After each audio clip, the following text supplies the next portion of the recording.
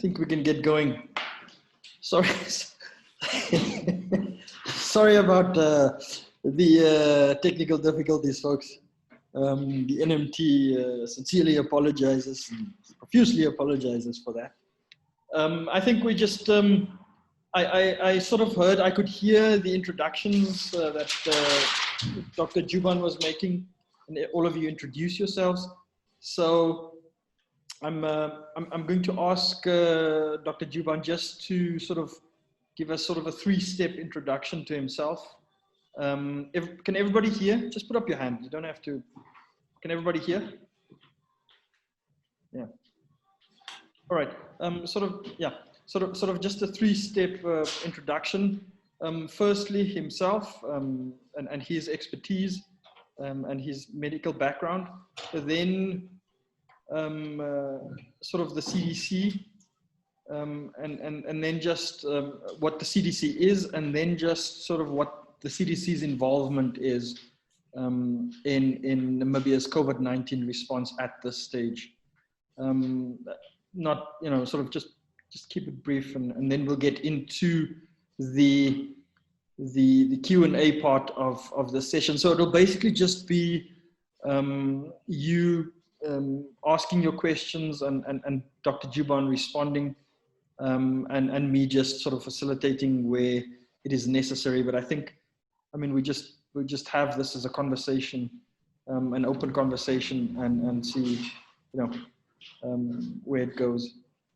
So I'm going to give it over to Dr. Dziuban to just do that brief introduction for us.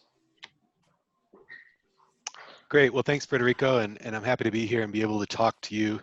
The media is such an important part of this and the risk communication, helping the public understand what's going on. So I'm happy to devote time to this, because I think it really is important for the whole country, as well as obviously for your organizations to be able to operate well within the COVID environment. So yeah, I'm Eric Dziuban. I have a medical doctorate from the United States, from Duke University. Also have a diploma in tropical medicine, and my residency training is in pediatrics. So at my core, I'm a doctor for children, but I've joined the CDC for, what is it now, 9 years.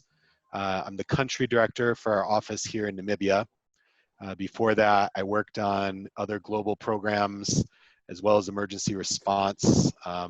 I was involved in the responses for the Ebola and the Zika pandemics. Well, Ebola, we weren't really calling a pandemic, but the outbreaks, the epidemics, before I came to Namibia. Here in Namibia, I can talk about CDC. So as I think you know, it's an agency of the US government. We're the public health agency. We're sort of the Ministry of Health for the United States. But we also have global offices around the world, particularly countries that have less health resources. We work to have partnerships to work on health issues that affect the people in those nations. So we've been in Namibia since 2002, even though myself, I've only been here for a little over 2 years. We've had an office here for 18 years now, primarily focusing on the HIV and TB epidemics. But as a public health partner to the Ministry of Health, really any health emergencies, we're here to support as well. So to the third part of the introduction, in terms of COVID, I'd say we've been quite heavily involved. I've talked to many of you already about our involvement at different stages. But it's really, we fortunately have a very strong office, a lot of really great technical experts, some Americans, but mostly Namibians, and a couple from other nations as well, working in our office. And we've been leaning as much support as possible into the response. Even though our primary mission year to year focuses on HIV, when something like COVID comes along, it's going to impact the whole population, all of the health programs. So we realize that there's a holistic nature to that, and we want to be a part of supporting that. We've been able to channel a lot of resources financially from the United States toward Namibia's response, and we've been happy to be able to do that. But it's not just been handing over money or equipment. We sit sort of in the front lines with it day by day. We go on regional visits. We're in the emergency operations center. I have staff sitting in the case management, the surveillance, the data management, the pillar for coordination, for ports of entry, for infection prevention and control, basically, and the laboratory, a lot of support to the laboratory. So almost every aspect of the response, particularly those relating to medical and scientific endeavors, we're there supporting Namibia's response. We don't have our own CDC response to the virus in Namibia. We just try to be incorporated fully into the ministries and support them as much as we can.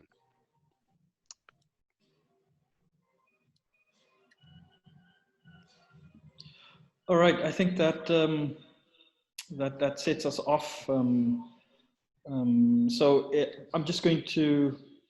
Zoe had wanted to make some comments as we commenced, but I think let's just go straight into the Q&A session. Or do you still want to? No. All right, so just. Oh, yeah. So, hello everyone. And sorry, technology was just not on our side this morning, but luckily we did get this event up and running.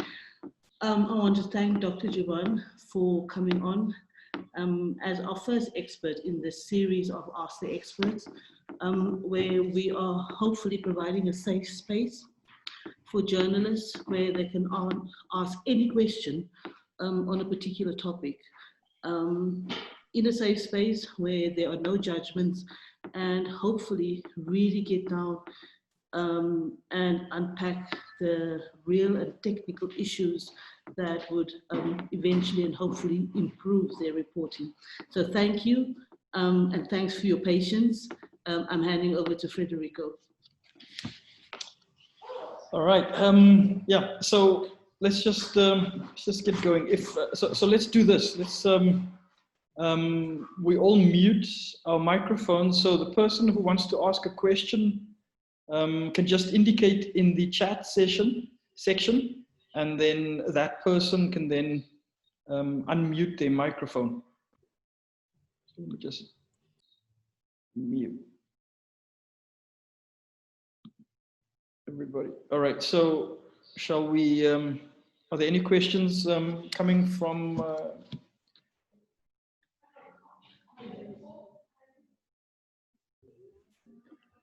Okay, I'll start with the first question. Thank you, Frederico. Dr. Dziuban, I would like to know, with more than 600 cases so far, why is it that we haven't seen any deaths yet? We only had one patient that were really sick and had to be ventilated, but after about 40 days could be released from hospital. Why the Namibians so far seem to get only, you know, no severe symptoms, only very light symptoms. Why do you think that is? Thanks, Ronelle. Great question. It's something I spent a lot of time thinking about as well. So I think something we should keep in mind is that we are, even though we have the 600 and some patients now, most of them are very early in their course. So there's always going to be a lag on data of deaths as compared to the case counts. Usually you see peaks in deaths a couple of weeks after the peaks of diagnosed cases.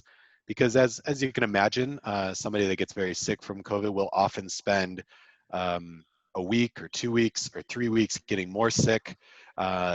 Medical interventions may try to prolong their life, may try to save their lives, and then for some people, they would perish. It wouldn't be successful. So it's not surprising that the death numbers would be delayed from our case numbers. And really, if we think back just a few weeks, our numbers were so much lower. So the large majority of the cases we're seeing right now are quite new ones. But there's some other things to consider as well. We are finding a lot of the cases that we have because of very active, very intentional surveillance activities in the Walvish Bay area. Testing of workplaces, testing of neighborhoods, careful testing of all the contacts of the known cases. So we're finding people generally before they get sick. A lot of the people being diagnosed are completely asymptomatic, and there's a good chance that they won't get very sick at all, or maybe even never have symptoms, and certainly unlikely to die. We are having some people hospitalized. We're having some people with symptoms.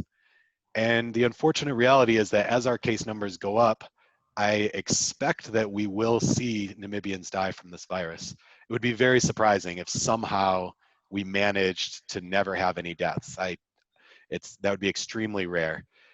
We have some other things going for us. The population in Namibia, on average, is quite a bit younger than in, say, the United States or Italy, Spain, United Kingdom, some of the places hit with the higher death rates. We know that people who are older are more at risk of dying, certainly.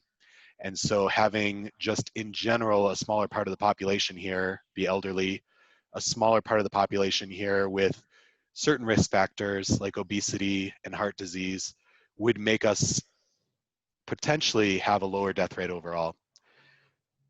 I'm happy.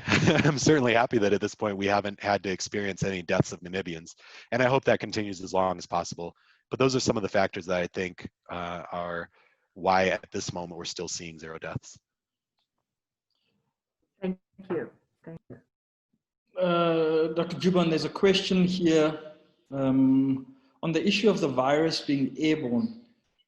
Studies are now inconclusive, but consider this.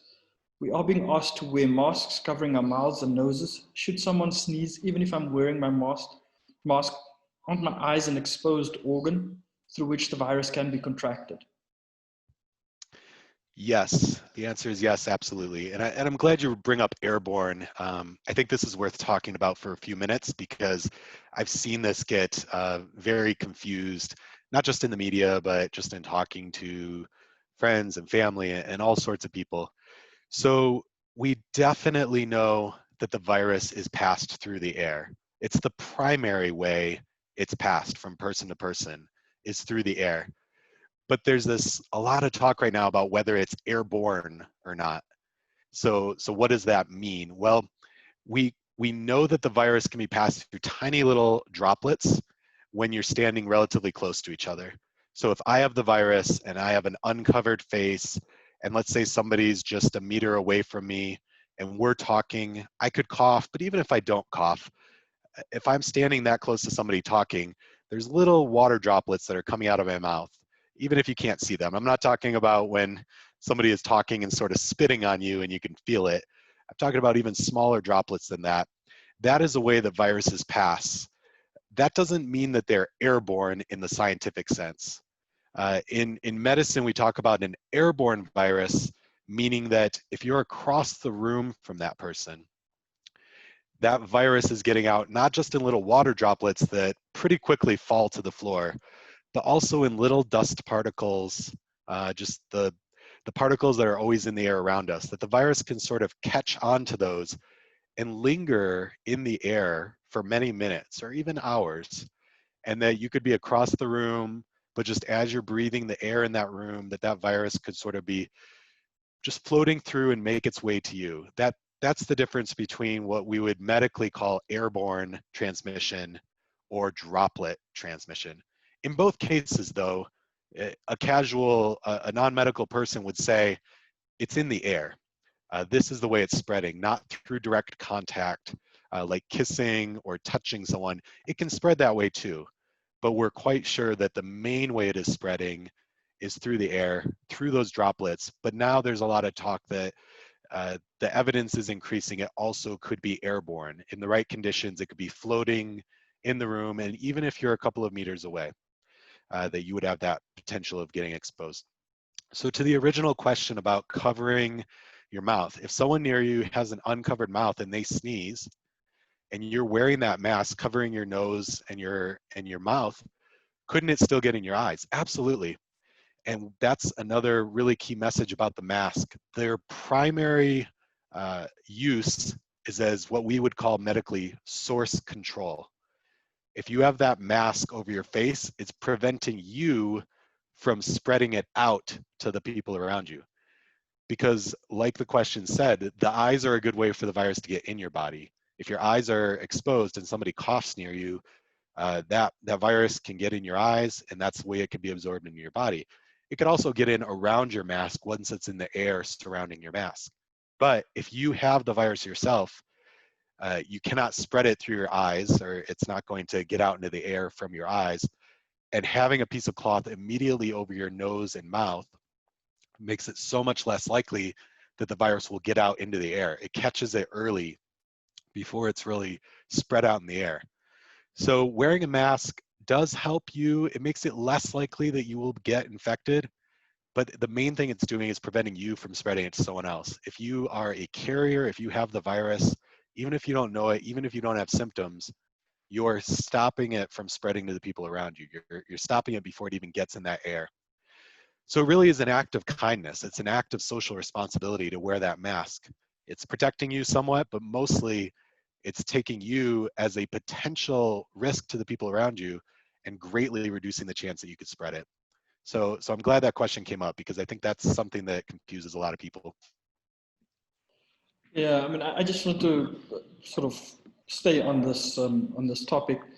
So what do you make of the statement by these 239 scientists, and others have pointed out, I've read some of the articles, have pointed out that there aren't actually any epidemiologists among or among these 239 scientists, that it's people like chemists and engineers and people like these that have issued this statement about COVID-19 being airborne. And then yesterday, the World Health Organization issued new guidance, which didn't really, it didn't say it was airborne. It said it might be, and as you also indicate, under certain conditions. What do you make of a statement like that by these scientists who've now introduced this into the whole COVID-19 information and communication space? What now? I mean, it can't just be discounted. Right, and it touches on something else that I'm glad we can talk about today, which is just that the science in a public health emergency is messy, because we're dealing with this in real time. We have diseases. I've often talked about HIV. We've had 40 years to study HIV, and we've had around 6 or 7 months now to study this virus. I remember back when I was saying 4 weeks or 40 days, but now we could say 6 or 7 months. That's a very short amount of time to be studying a virus that's acting in its own unique way. We can say that this virus is similar to other coronaviruses in some ways, but it's absolutely not similar in other ways. It's truly its own thing. It's been a remarkable virus in some of the findings, some of the ways that it's behaved. And so it's a very short amount of time that we've had as a scientific community, as a planet, to experience this virus and understand it. So it is not surprising at all that the science is evolving, that we're learning things, and that we're changing our recommendations because of that. And that's really one of the main key points I really wanted to make sure we talked about today was, I'll be honest, I think sometimes in government, in leadership, not just here in Namibia, but other places as well, leaders get very nervous to change course, to alter the strategy, because they think that the media, as well as the public in general, will see that as a weakness, that they'll say, oh, you've changed your mind. You used to do this, but now you've changed it. You don't know what you're doing. You must just be panicking, or we can't trust you anymore. And that's not the truth at all. And I would hope that the media would cover it that way as well. It's actually a very positive thing when we see government change their strategy because of new evidence. If we learn new things about this virus and it means that we're going to do something different, good. That's good. In a perfect world, we would know everything about the virus the day it shows up, but that's not possible, especially with something brand new like this. I'm sorry, we're starting to get an echo. There we go.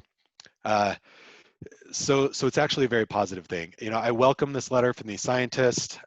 Some of them are outside of medical fields, but some are. I know some of the people on that list. I think they're raising valid points that the evidence is getting in that direction, that there's airborne spread. It doesn't change our main tools for protecting ourselves from this virus. And at the very beginning of this pandemic, in a lot of areas, we were putting precautions together based on the concern it could be airborne because we didn't know one way or the other. But washing our hands, covering our faces with masks, social distancing, isolating cases, putting people in quarantine when they've been contacts of cases or coming from a high-risk area, all of that still applies. I think the airborne versus droplet transmission question is really going to come into play in very specific settings, healthcare settings.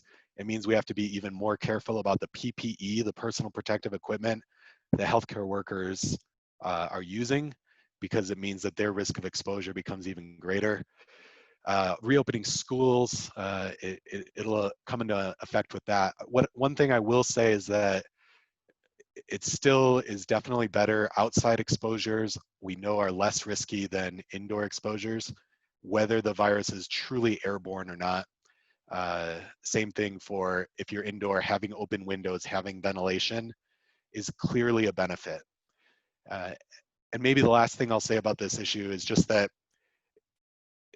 as scientists, we're talking a lot about, it's probably time that we stop just thinking of viruses as being in one category or another, airborne or not airborne, but that there's a spectrum there of how well that virus can really travel through the air. So I hope that we don't get hung up on this, is it airborne or not discussion, and really just focus on what is the evidence showing us. The evidence is currently seems to be indicating that it can get at you even if you're more than 2 meters away. So let's put those extra precautions in place. Let's be very diligent, especially with vulnerable populations. And let's not assume that if we're sitting across the table that we're 100% safe. All right, so there's a question from David Bishop. With the majority of cases being announced from Walvis Bay and government having announced mass testing in the town, many people are asking, it is only Walvis that is being tested. What is the spread of testing across the country? And what do we tell them when they insist that if we were testing elsewhere, we'd be seeing cases from there too? Maybe I can let me just, can you see the questions, by the way? I can, yeah. Yeah. I can see it. So let's do that question and then we go to the others. No, it's a very important one. I can say that yes, definitely we are testing in other places. Most of the testing is happening in Walvis. That makes sense. That's where we have cases, that's where we have contacts. And frankly, I truly believe that's where we are seeing the large majority of transmission happening in Namibia. So I've heard these same questions as well. Why are we all of a sudden seeing so many positives when we weren't before? Well, because now we're having transmission in the country. And that's not surprising. I mean, we haven't talked about the global numbers. I think you all have other sources you can use for those, but they're staggering. We're over 12 million, or is it 13 million now? Sorry, I was just looking at this morning. The number of cases globally is enormous, over 550,000 deaths. But let's get a little closer to home. South Africa has 238,000 cases now. That's almost 3 times as many as China has had since the beginning, and that's the place where this started. It's I think the 13th highest number in the world now. So South Africa went from being very, very low globally in terms of number of cases to rapidly becoming one of the most. And it has more cases than France has ever had, more cases than Germany has ever had. We share a long border with South Africa. We have a lot of people that cross that border. Even with the border closed, obviously there are a lot of Namibians that have returned. We still have trucking and shipping happening, not just from South Africa, but from DRC, from Zambia, which are also heavily affected countries. So it's not surprising or mysterious that we would start seeing more cases now. I think we've been trying very hard to keep it away from our borders, but it certainly has taken hold in the Walvis Bay community, and so we're seeing high numbers there. But I think the essence of David's question is correct, that if we were only testing there, then that's the only place we'd be seeing cases. So that's not what's happening. And I can assure you from inside the response that there is testing happening of people with symptoms, of people with known contacts outside of Walvis, particularly in Windhoek, because we know that that's really a hub in this country, but also in other places as well. In all the regions now, testing is happening, and we're encouraging those regions. You need to test people that are coming in with symptoms, even if they haven't been to Walvis Bay or South Africa, even if they don't have any known contact, because we won't find community transmission unless we're testing community members. If we only test people who have traveled, we'll only have cases in people who have traveled. So it is happening. And if I'm going to be honest with you, I do think in the next weeks, I'd say by the end of this month, we are going to see more cases showing up outside of Walvis Bay. We're working hard to prevent that, but with so many cases there, with so many cases in our neighboring countries, I do think we're going to see a change here in Namibia, and we're going to see other communities that are going to start seeing clusters of cases the way Walvis did. I don't say this to scare anyone or to create a sense of doom. It's really so we can be better prepared. People living in Windhoek should not be shocked if 2 weeks from now, they're dealing with a situation similar to Walvis Bay. That would not be surprising based on what we know about how this virus spreads and what it's done to the countries around us and around the world. We should be prepared for that, not just within the response, but businesses, workplaces, communities, families, they need to be thinking in those terms as well.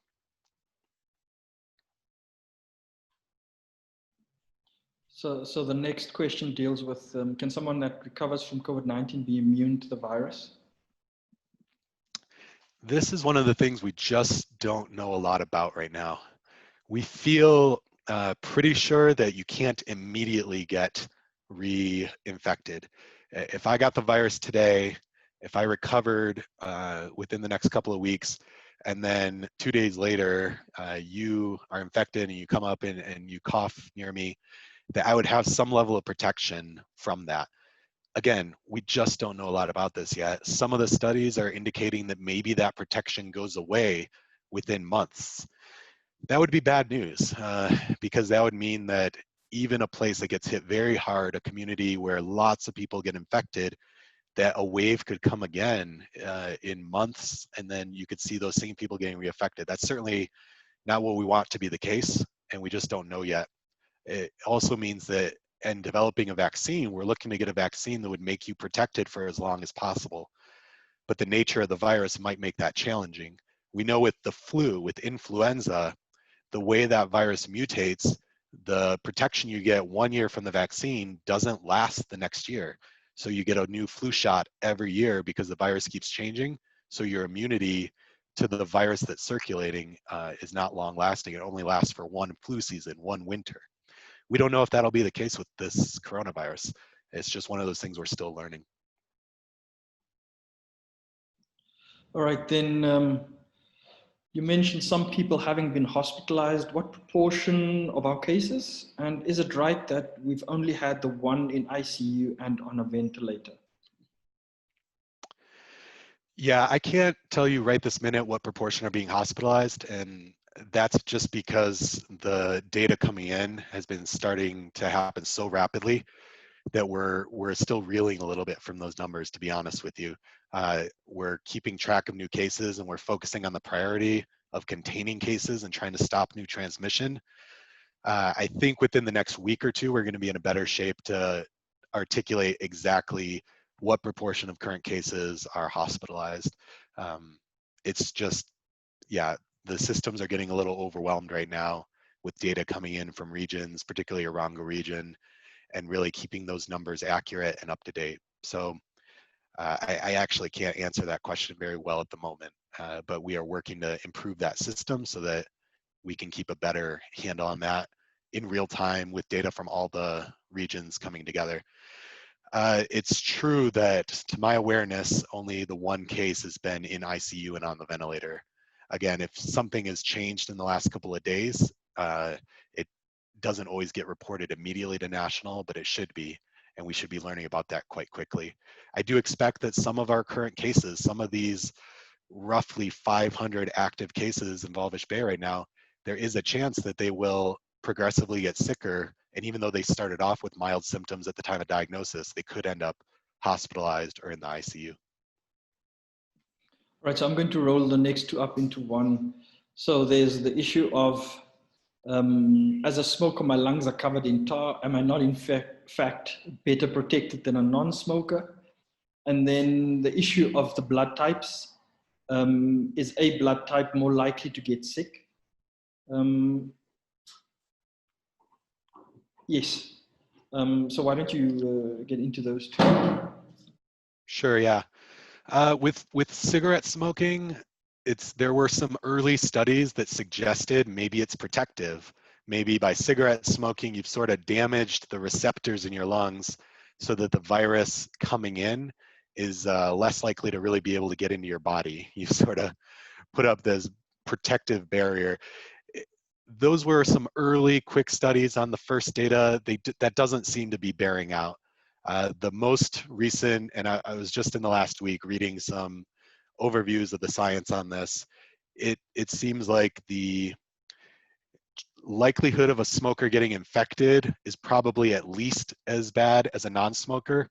What's also becoming clear is that a smoker who is infected is definitely more likely to have bad outcomes because their lungs are just so damaged. Their ability to sort of take that much of a hit from a lung infection and handle it well is lowered because of cigarette smoking. So we're not sure if it makes you more likely to get infected, but the evidence seems strong that it does make you, once infected, more likely to be very sick. In terms of A blood type, we have less evidence about that. I have seen some of those studies starting to come out that seem to suggest that people with A blood types, A positive or A negative, could be more likely to get infected. Again, it's just too early, we don't know. It's very interesting when we see things like that. It could help us target where we need to try to have our prevention efforts. It could even help us in discovering treatments if we know what it is about certain blood types that makes you more or less susceptible. But it's very early. You'll remember early on some of the other things we thought might be protective. We thought the BCG vaccine, that's one that some countries give to protect you from tuberculosis. Some of those early data seem to suggest that was protective.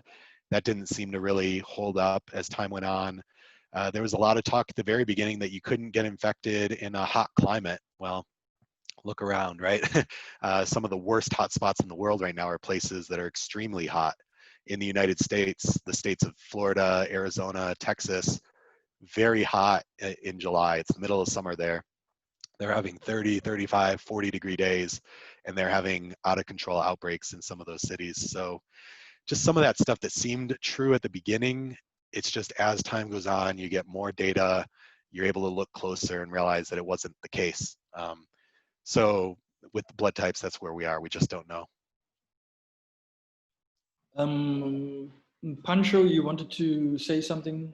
I think you can just ask your question. Yes. Thank you so much.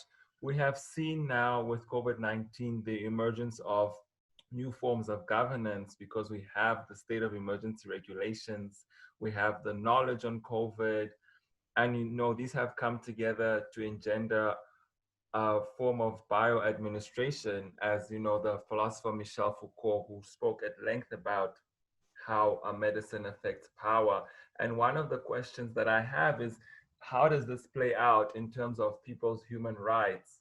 We have already the case of the one patient at 77 who was an irregular migrant, and on the news report, this patient refused to be tested, and he was actually handcuffed. And from what we heard on the news, he was eventually swabbed by the medical professionals, even though their Hippocratic oath wouldn't allow them to do that in normal circumstances, if I'm not correct, to test someone against their consent. And we also have the case of the woman now, her children are in Walfish Bay. She can't have the children come back, even though they've passed the quarantine and they're negative.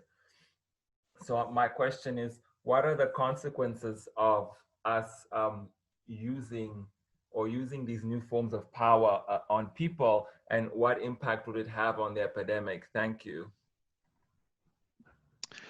Yeah, thanks for the question. I think they're very important topics to be addressing.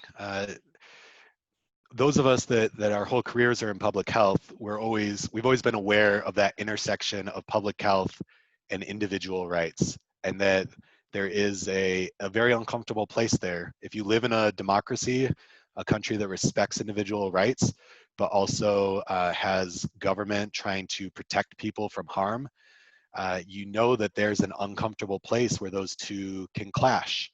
At what point do we tell people you don't have the right to do a certain something because that choice could put other people at risk?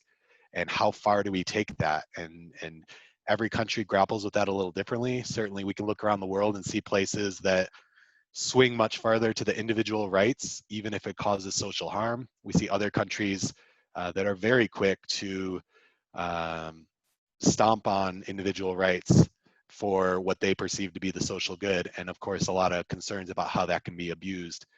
When does the social good intersect with the good of the leadership or of a certain political party or something like that? So these are incredibly challenging issues. I think as much as possible, what we want and where media plays a role is for people to be in the same understanding. WHO has talked about this infodemic, which I think is their word to describe the false information that just circulates so widely with things related to this virus. It's extremely damaging, right? It's creating a situation where you have a large part of the world that they're making their decisions about this virus based on a completely different set of truths. To them, they're these truths that are guiding their decisions are things that are not scientifically based. And sometimes they're being spread very intentionally and very maliciously from sources knowing that they're false because they want to sow discord or make it more difficult for the virus to get under control. That's very worrisome because I think we talk a lot about panic. You know, the public is panicking about the virus. And almost always that word is overused. That if people are going around stocking up on extra food or again, what we call panic buying, rushing to grab the last toilet paper roll in the store, that's not really panic. Panic would be if they are in that store, pushing the people around them, climbing over barriers, bringing a weapon to do their shopping. That might be panic. But to just go out there and do what you think is best for your well-being, that's just them making their most informed decision. The problem is when they're doing that based on understanding that just isn't based in reality. If people believe that the masks are more likely to hurt you than to protect you, then they're going to say, I don't need to wear a mask and you can't make me. That's not good for them and it's not good for society. So we want to educate people. The more of the public that is coming from the same set of facts, that understands the same basic principles about how this virus works, the large majority of them are likely to make decisions that are smart, that are in their own interest. And so I do worry about, like you're talking about, the role of human rights and that those things could be abused. But I also worry that when the public has the wrong information to work from, it creates more opportunities for that clash because people think that what they need to do to help themselves is actually the very worst options for them. So I think, I mean, you just introduced the infodemic there. So maybe you could just say something about some of the communication pitfalls and the coverage issues that you've seen that you think need to be highlighted, and areas that you think should be improved upon. Sure, yeah. You know, let me start by saying I, in general, find the Namibian media to be quite responsible. I don't see a lot of exploitation or am I going to say that word right? Sensationalization of it. I think in general, you're trying to take the information coming to you, and when there have been gaps in the reporting, it's often because the right information wasn't presented, or it was presented in a confusing way to the public and to the media. So I think the media is, by and large, really trying to be responsible. I would say it is important to try to really check the sources. There was an article, I guess it was sort of a column, and it was written by a medical person, but again, it was someone without a public health background, just someone with a intensive care nursing background. And it was in one of the newspapers in the last couple of weeks. And there was some stuff in there that just wasn't helpful. It wasn't accurate. It was talking about the pH of the virus and which fruits and vegetables will deactivate the virus based on their pH. There's no evidence of that. That's some of the stuff that circulates on social media. But, you know, I would implore the newspapers with the written stuff, or even on the radio or on TV. I know it's a little harder sometimes in real time, but to try to fact check those things. If you're bringing in guests to speak, you know, pushing back maybe on some of the claims that are made that just aren't substantiated. I know that's difficult. Hopefully sessions like this are helpful for that, because you're able to get the facts and then notice when some of your speakers or some of your writers might be pushing something that just isn't based in the science. Because we don't want people veering off into solutions that are actually not helpful. It could give them a false sense of security. And then some of these infodemic, rumored solutions and cures and preventions are actually quite harmful. So I think it is a pitfall if those things leak their way into the media. But I imagine you are all working hard to try to keep the false stuff out. But I think that's something we just have to stay really vigilant on. It can be tough because I know we're trying to get fast information out there as well, and sometimes speed can be the enemy of accuracy. I think that speed is especially important in our response efforts, and I welcome when I see the media pushing to say, why hasn't this action been faster? Why haven't we changed or added this new component to our response faster? In my mind, those are welcome questions, because when we are slow in our response to this virus, it gets the upper hand. And there have been studies that have come out in other countries where a delay in a policy, in some sort of protective policy, some sort of a mask regulation or a lockdown of an area, even delaying it by a few days meant thousands of lives lost, because the virus in those few days can get such an upper hand. So an intervention that would have been useful suddenly becomes almost irrelevant because it's too late. So I always appreciate when I see the media really asking those kind of questions about their own society. Why are we not doing this step a little faster? So I think that's one area where media has an important role.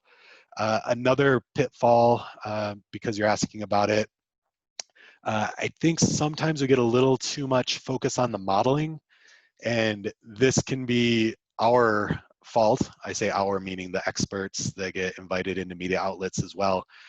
The modeling can tell us some things, and then there's a lot of things it can't tell us.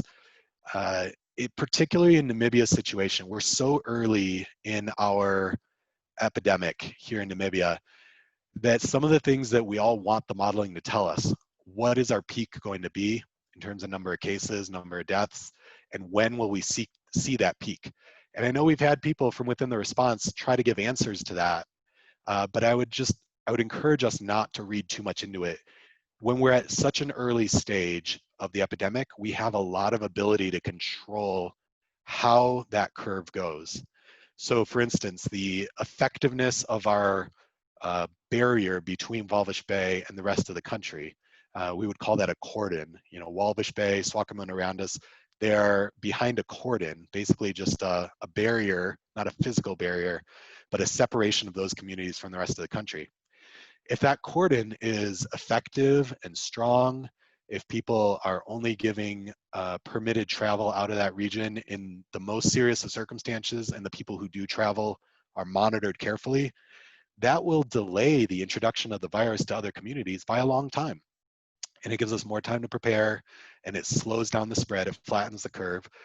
If that cordon is casual, if people are allowed to bribe their way across the roads, if there are gravel roads, as we've all heard about happening, where people are able to slip in and out, then of course the cordon will be less effective, and it'll get into other communities faster, and our peak will be larger and sooner. So that would just be my warning about the pitfall of reading too much into the modeling when we're so early, and a lot of the trajectory, the course of the disease is still to be determined by the actions we take. Yeah, so then there's one from Zoe about how are COVID-19 deaths classified, I think. I've read about someone who was in a serious car accident and probably died from injuries sustained. However, the death in SA was recorded as a COVID-19 death. And I think, I mean, we've seen a lot of disinformation around this, how people are saying in some parts of the world, yeah, they're just sort of lobbing all sorts of deaths into under COVID-19 to push up the numbers. Whereas the experts are saying we're probably undercounting in terms of deaths. And this is one of those where people are saying, yeah, they're just, if somebody dies of a heart attack, they're just being said it's a COVID death.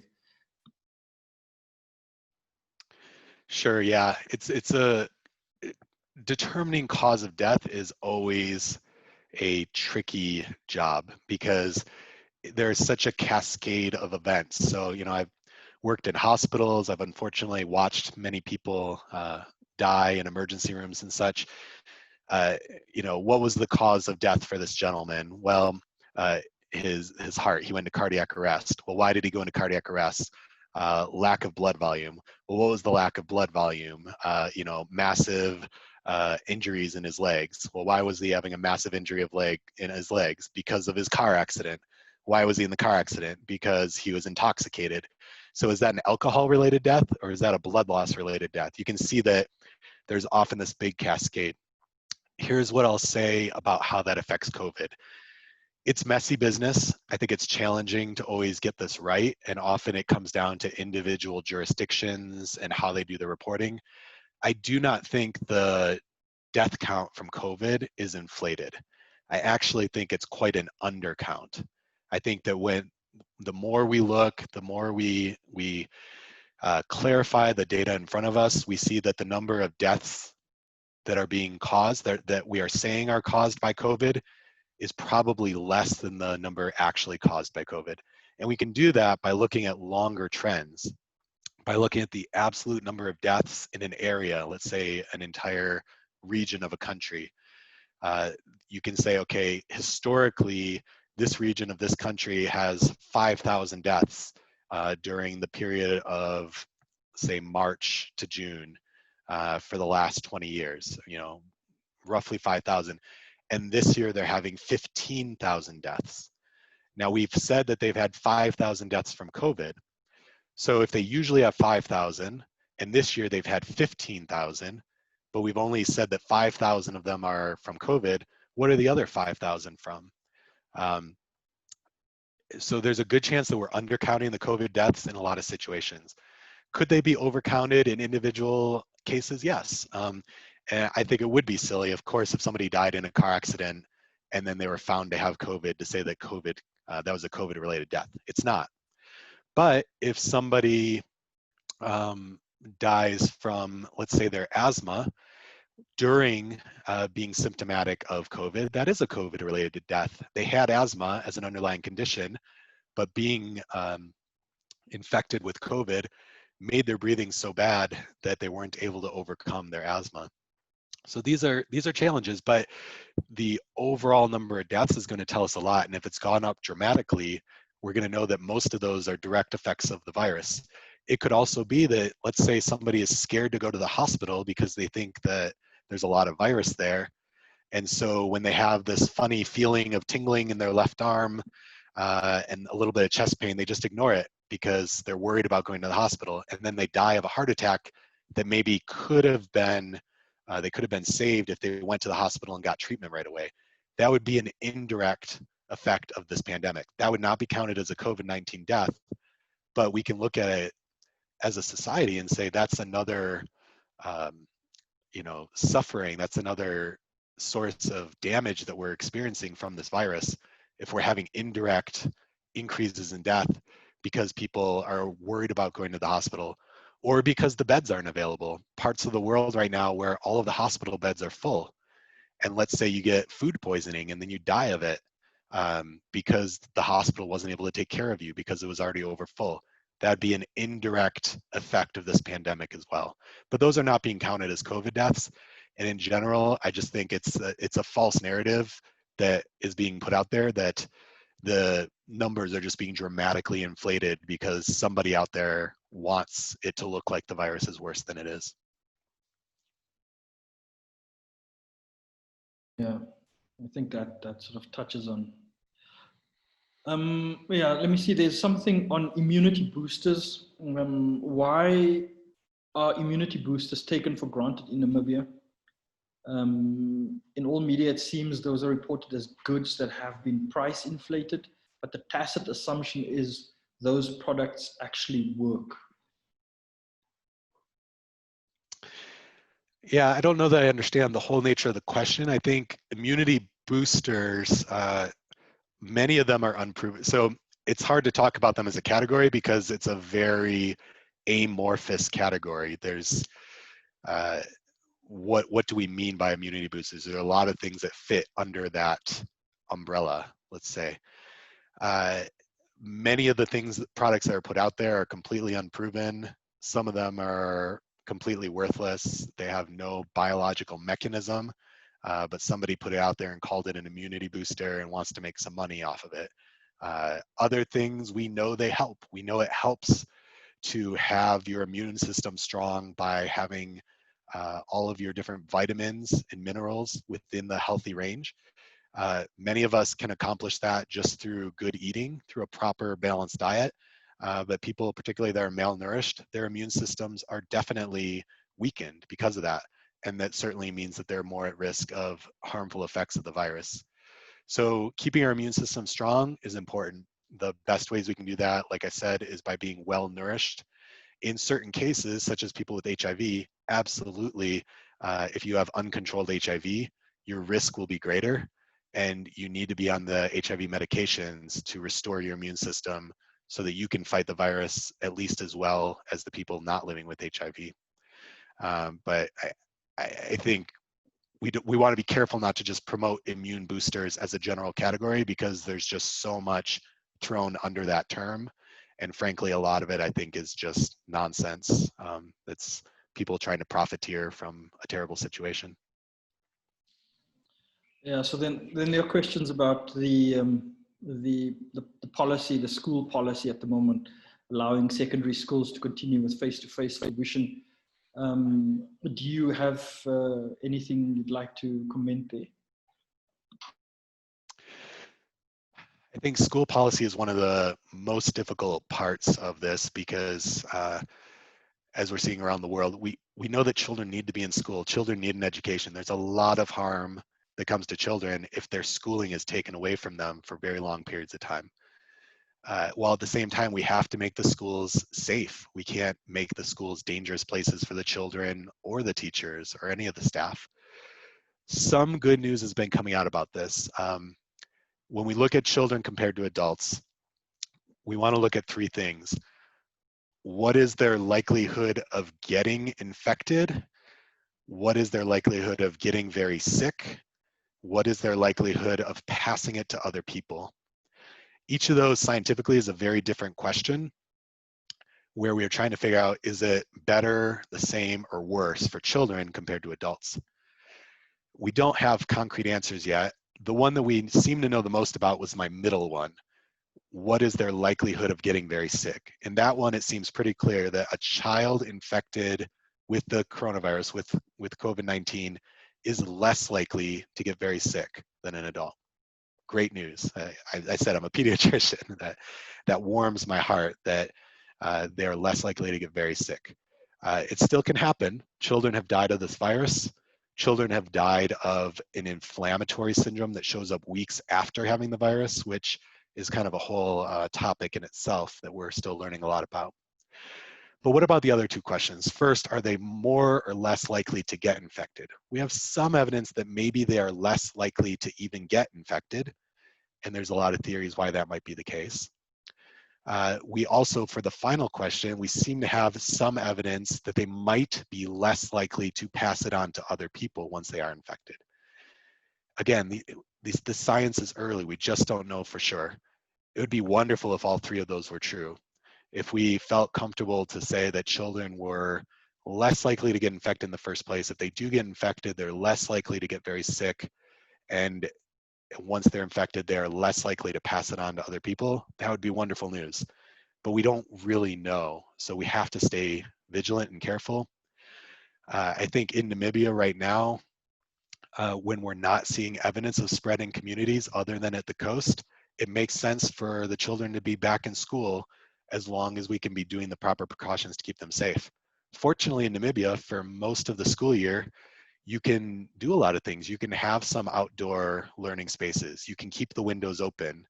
You don't have snow coming in through the windows like where I grew up going to school, if you have the windows open in the middle of winter. So there are things that can be done here to make it safer. I know that Ministry of Education is working on that. All the schools are working on that. But we have to find a way to balance that. We can't say open the schools no matter what at any cost, but we also can't say keep them closed for as long as there's even the slightest hint of virus in the country. There's too much to lose on either end of those extremes. Yeah, I just want to go back to the issue of, before we go on with the last question there, the issue of testing. Yesterday, the Ministry of Health issued a statement saying that we are not doing rapid testing. So at this stage, can you say anything about what sort of testing is happening and why we might not be doing rapid testing? Yeah, I'm happy Ministry put out that statement. I did help with that, just for full disclosure. There's been a lot of confusion about the different types of tests and what's reliable or not. A lot of that has gotten hung up on where the test came from, with suggestion that, you know, particularly China, a lot of questions about, well, the tests from China are not reliable, right? Why are we using them? Or are we not using them? Should we be using them? Why aren't we using them? All these sort of things. From my perspective, it's not about what country a test comes from. It's about whether that test has been found to be reliable. There is a very specific process that laboratories use to verify a test to make sure that it's accurate and that they can perform that test and get results that we can trust. It's bad not to have enough tests. What's worse than not having enough tests would be to have test results that you don't trust. Then you might as well not test. So we need more testing, but we need to try to make that testing as accurate as possible. Always understanding that even in the best situation, none of the tests are 100%. So that's not the bar that we're going for, is 100% guarantee of accuracy, because no lab test has ever met that threshold. But we have standards, and we need to make sure the tests meet that standard, those standards. So as of right now, there are no rapid tests. And again, that term can sometimes be used to take too much into account, but what's thought of as a rapid test, where you just do a bit of blood or a swab and you put on the test and within 15 minutes you have a result. We don't have one yet in Namibia that's reliable, that's been verified by the different international experts, by the local labs, to show that we can use it well. Most of the rapid tests that came out at the beginning, they were just not good. And there are a lot of news stories out there that you can find of countries ordering millions of dollars worth of rapid tests and then having to throw them all away because they were essentially worthless.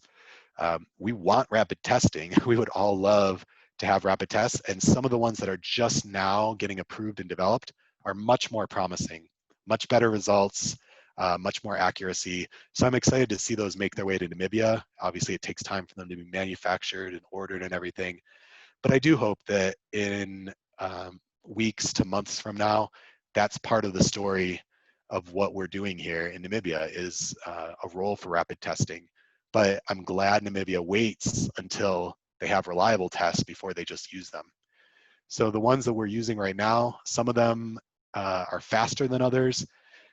We've been trying to prioritize the ones that get the fastest results for the most urgent cases. Also, there's some that can be done in the regions, but not all of them can. Some of the testing needs a more highly developed lab that we only have in certain parts of the country, or even just in Windhoek, whereas others of these use laboratory machinery that can be utilized even in the smaller labs spread out throughout the country.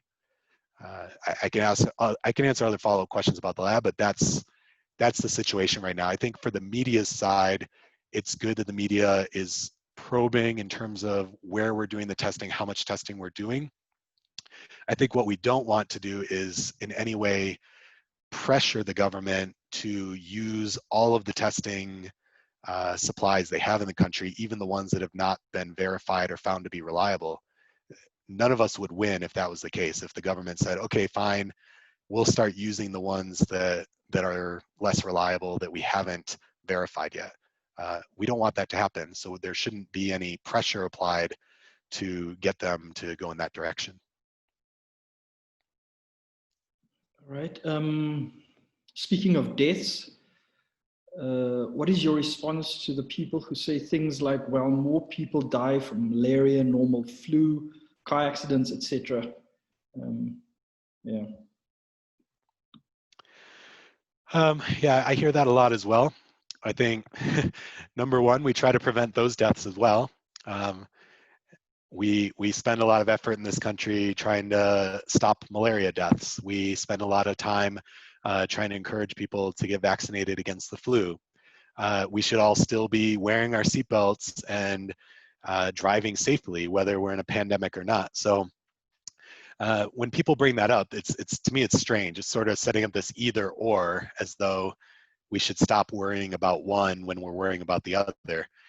There are a lot of things out there that kill people prematurely, that force us to lose our loved ones much earlier than we should. Those things aren't going away, and we should continue to try to prevent those deaths. But now there's a new cause of death that didn't exist in the world before, and it's going through and causing a lot of devastation. And it's killed hundreds of thousands of people around the world already. And some places, like Windhoek, it hasn't even really touched yet. So there's enormous potential for devastation. The trends really matter. This disease isn't just randomly, slowly sprinkling itself around the world. It's happening in waves. It's going person to person to person. It's overwhelming hospitals. I mentioned this a little bit before, but yeah, people die of malaria and car accidents and normal flu. They can die of those things even more if a hospital is overwhelmed by a pandemic. So I think when people make those arguments, I try to understand what's at the bottom of it. I think sometimes it's just not wanting to have to face the reality and frankly, the inconvenience of fighting this virus. It's inconvenient to wear masks, to socially distant, to have to cancel events, personal or work events. It's frustrating, and it's also caused a lot of people to lose their revenue, their business, and it's devastating for their households. So they're tempted to say it's a whole lot of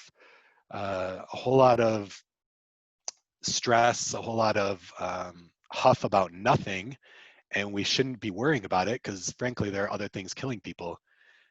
But that just doesn't really make sense. I mean, I think most people, if they look at what's happening in the world, it's quite obvious that this is something that spreads person to person, causes widespread damage, and if we ignore it, it just gets worse and worse and worse. And maybe I'll use this as an opportunity to touch on a related point that was on my list of things I really wanted to mention. There's a narrative, and sometimes it gets picked up on the media. Here, I've definitely seen columnists go in this direction, but also in the international media, this narrative of health versus economy, that it's one or the other. Either we're going to try to protect people's lives, or we're going to try to protect the economy and people's ability to make money and feed their family and such. That is a false dichotomy, and there's really no reason we should ever be portraying it in those terms. If the economy is terrible, people won't be healthy, especially in a country like Namibia, where so many families don't have savings, they don't have comfortable margins in terms of their financial situation. They live day to day. So economic devastation will damage people's health. That much is obvious. The flip side is true as well. We will not have a healthy economy if people are dying, if we have overwhelmed hospitals, if we have a raging pandemic. That's actually been proven in the data now. You know, the Sweden model got a lot of attention for a long time. And I had people telling me personally, I saw things in the newspapers. Sweden is wonderful. They understand what they're doing. They have the right model. They're not locking down. They're basically just letting people make their own decisions. And that's how it should be. They'll protect a few most vulnerable people, but they're mostly letting it go business as usual. Well, I would say the results are in, and it's not good for Sweden. Their death rates are much higher than any of their neighboring countries. Even when you take into account age and population size and everything, they've done much worse. Most of the countries around them, the virus is very controlled right now. It's 99% fewer cases per day than they were having at their peak. Sweden's is not under control at all. It's still very high. So in terms of the cost to their healthcare system and the cost of lives, it's been very high, but their economy has not done any better. They've suffered the same hit to their economy that the neighboring countries do. Because even if you don't have a lockdown, if there's a raging pandemic, people are not going to be out spending as much money as they usually are. Things will still get canceled. Business will still go down. So that, I think, is a great thing for the media to really understand as it's covering this very complicated matter, that, you know, the lockdowns are painful. I think we all understand that. But an uncontrolled virus will also be economically painful, and nobody will win. So I hope that answers the question, but that really is a key thing I think we should all focus on. So there's a question here about, in terms of Namibia activities on the ground, how does the US leaving the World Health Organization affect the ability of the CDC to work with the World Health Organization Namibia office? Yeah, as of right now, nothing is changing. We still work directly with WHO very closely every day. I think we often get quoted as the two partners, you know, when the Minister of Health or even the President is making a speech about the partners supporting the response here, he usually mentions WHO and CDC, and that's because I think, I'm quite certain we're the two largest presences outside of Namibia's own government in terms of number of people working day to day in the response. We work closely together, we talk every day, we're sitting side by side on the same teams, we're using each other's evidence and materials from outside Namibia and bringing them in. We're supporting the findings together, so it hasn't affected anything here at all. Going forward on this issue, what do you see happening going forward? It's hard to predict anything in the future. I use my energy to try to predict what the virus is doing so we can be better prepared. I'm much less qualified to predict political situations, but really in Namibia, it's about WHO having a presence on the ground, giving good technical support and resources, and CDC doing the same. And nobody's telling us we can't work together. We have a lot of respect for each other. It's an all hands on deck situation in Namibia. I think people are aware Namibia gets labeled as an upper middle income country, and I know there's a lot of controversy around that. One of the effects of Namibia's economy and for its ups and downs is you just don't have a lot of other health partners on the ground. Some other countries, because of more widespread tropical diseases and such, they have health partners on the ground that just don't always exist here in Namibia. So we have no room for kind of fighting amongst ourselves or having people separate out. It's all hands on deck. We're going to keep doing that as long as we can.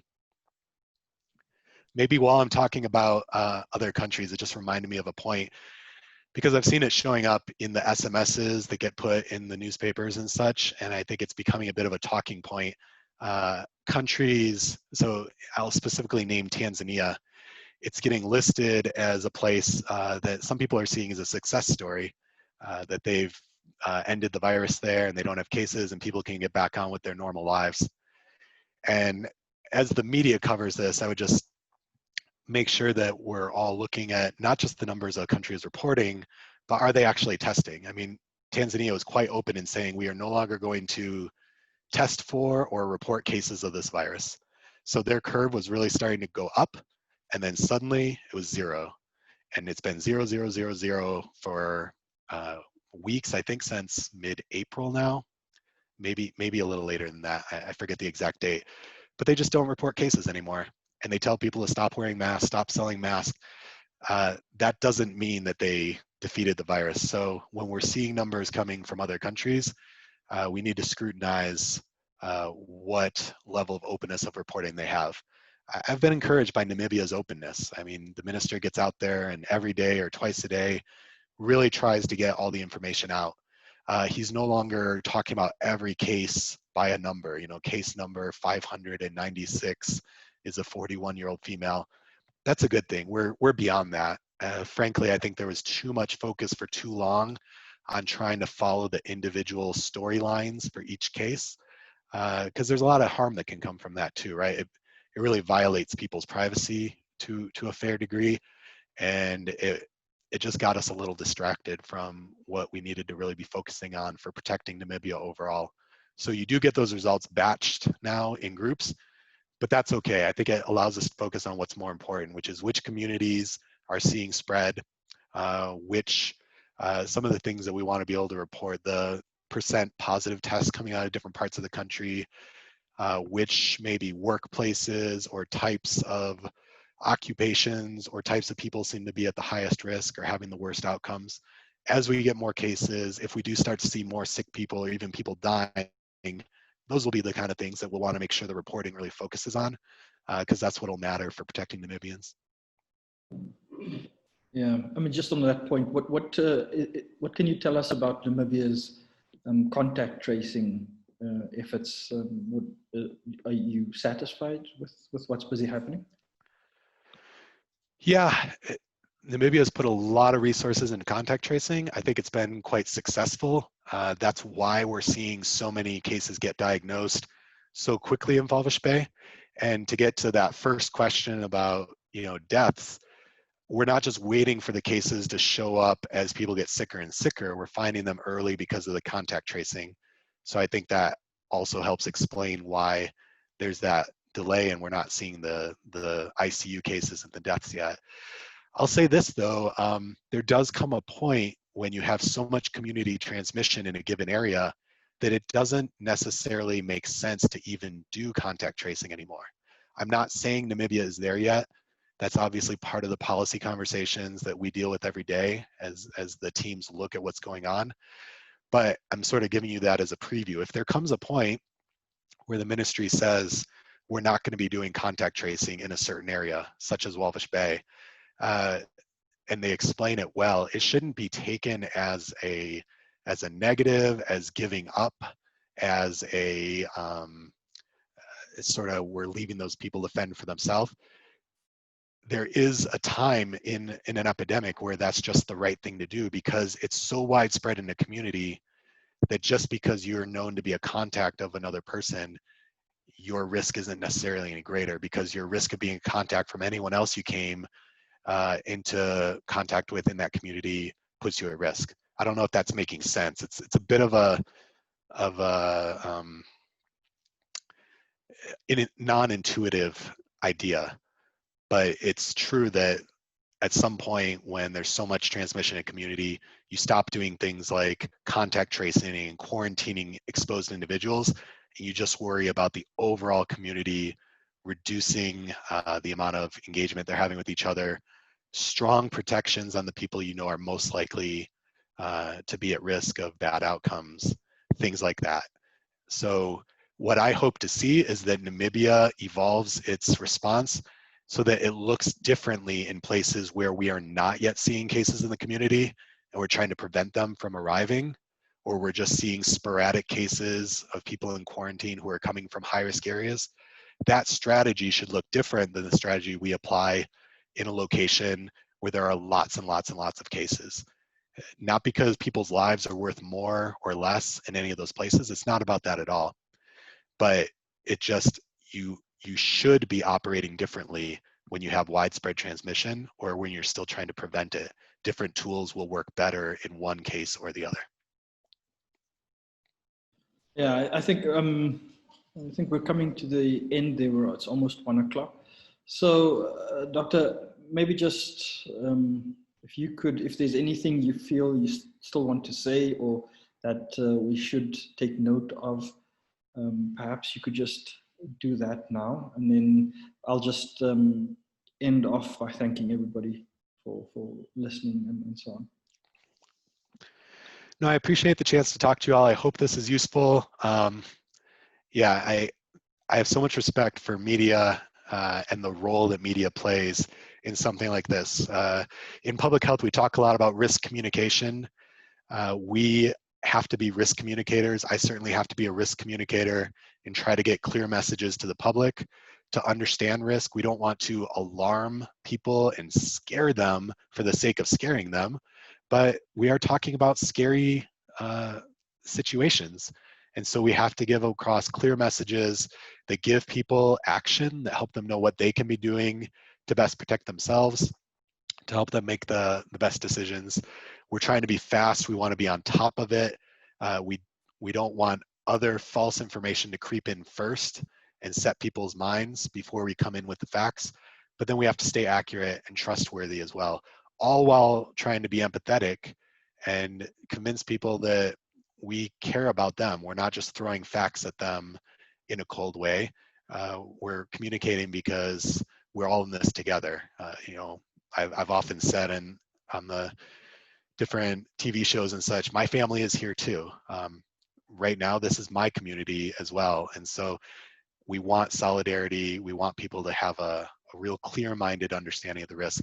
But it's not just me being a risk communicator. You are as well. By virtue of being in the media during a pandemic, you are also those risk communicators. So I appreciate your efforts to continue that, to really try to make sense of the information that's out there, not to sensationalize it, but to make it rational and understandable. And just by virtue of being on this call, it just shows that you're really committed to spending your valuable time doing that well. So thank you for that. And I'm sure we'll be continuing to talk. It's a marathon. It's, you know, nobody asked, when do you think this is going away? Maybe because you've already heard me answer it enough to know that we're going to be with this for a long, long time. I think we're going to keep learning more about this virus. It's going to keep affecting us. I already told you, I do think it's going to get worse in the coming weeks, and we should not be surprised to see cases in new parts of the country, even though we're working so hard to stop that. But we do know that we have a long fight still ahead of us. Well, that just leaves me to thank you, Dr. Dziuban, for making time for us today. And I'd like to thank everybody else for making time to be here with us. And this is certainly very informative and certainly for myself. I mean, I did learn some things here, and it's valuable. And I think, I mean, if you, you know, take this forward in your reporting and I think, Dr. Dziuban, you and the CDC are open to being approached by journalists on some of these issues that we've addressed here today. And I'd just like to say that this recording will be made available, I think, as a transcript. So we will be sharing it with you at some point over coming days. That said, I think, yeah, have a good weekend, everybody, and hope this was valuable to you. Thank you very much.